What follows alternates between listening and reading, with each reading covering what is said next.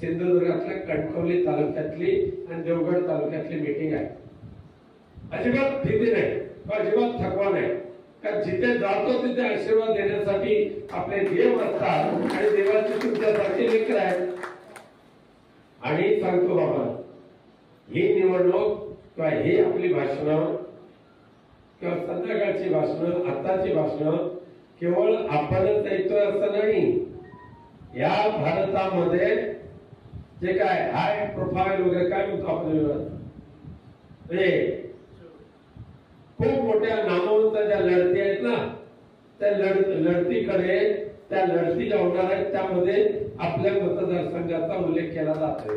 का तर इथे मोदी साहेबांच्या मंत्रिमंडळातला एक मंत्री उभा आहे पडायला, आणि अख्ख्या महाराष्ट्रात आणि अख्ख्या देशाचं नव्हे तर परदेशामध्ये ज्या ज्या ठिकाणी आपला मराठी माणूस आहे, आपला कोकणी माणूस आहे, ते सगळेजण आपले प्रचार बघत असतात.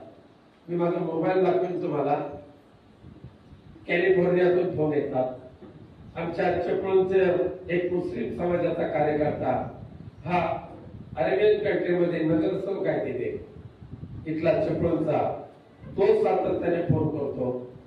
कॅनडामधून कणकवलीची मंडळी आहेत बरीचशी परदेशात कॅनडामध्ये, तिथून कणकवलीचे लोक खास करून खुश होऊन फोन करतात. का तर कणकवलीतला हा बकासूर याला काढायचं असं आता कणकवली विधानसभा मतदारसंघाने ठरवलं.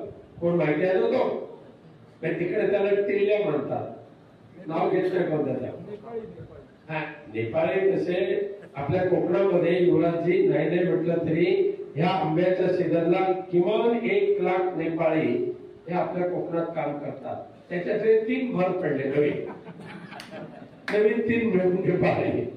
पण ते नेपाळी अत्यंत प्रामाणिक, हे बाडगे नेपाळी लोकांच्या रक्ताला चटावलेले हे कावळे आहेत, रक्ताला चटावलेले.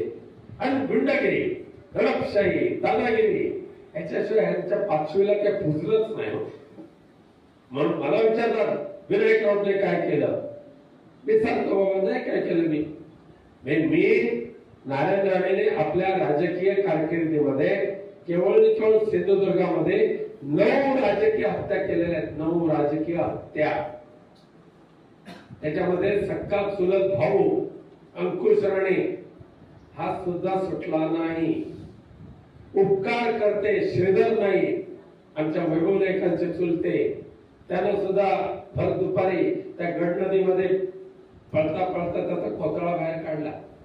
एक मंचेकर नावाचा एक गरीब कणकवलीच्या एका शाळेमध्ये वॉचमनची नोकरी, त्याने यांच्या इंजिनिअरिंग कॉलेजला जागा दिली नाही, पण रात्री 2:30 वाजता त्याचं डोकं फोडलं. अशा 9 हत्या विनायक राऊतने माझ्या राजकीय 10 वर्षाच्या कारकिर्दीमध्ये नाही केल्या.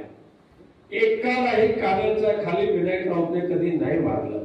मी ढोसून कधी दुसऱ्याला शिव्या घातल्या नाही. जिथे मिळेल तिथे हरिनामामध्ये दंग झालो, भजन कीर्तनामध्ये दंग झालो, संतांच्या नामस्मरणामध्ये दंग झालो.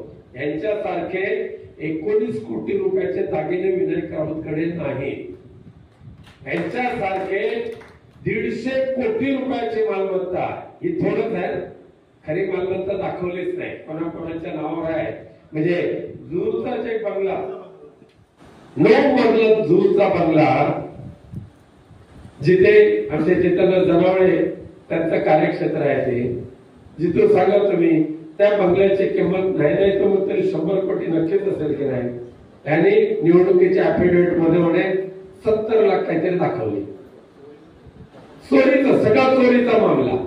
ह्याच्यावर पण त्याच्यावर पण, त्याला कोण कर, ह्याला आडवा कर, ह्याला फसव, त्याला फसव. प्रहारच्या पत्रकार म्हणजे वर्तमानपत्रामध्ये काम करणारे पत्रकार आमचे कुमार कदम, ज्येष्ठ पत्रकार, 12 लाख रुपये त्यांचा पगार पेंडिंग आहे. बेशरम शरम वाटली पाहिजे नारायण राणेंना लोकांसमोर येऊन मी हे करेन, मी हे करेन, ते करेन सांगायला. आज बरं झालं ही आपल्या कोकणातल्या देवदेवतांचीच इच्छा होती, ही एकदम म्हणजे अवदसा पूर्णपणे संपवून टाकायची राजकारणातून. घरामध्ये काय राहायचं तेवढं राहा. रत्नागिरीमध्ये बंगला, सिंधुदुर्गमध्ये 5 बंगले, रत्नागिरीमध्ये 2 बंगले. बरं झालं तुम्ही चिपळूणकर सुखी आहात. इथे ही भूताची अवलाद आलेली नाही, ही भूताटकी आलेली आणायची सुद्धा नाही. आणि फक्त विनायकरावच्या नावाने खोटं बोलायचं. तो निलेश राणे, तो वाणी आहे त्याची.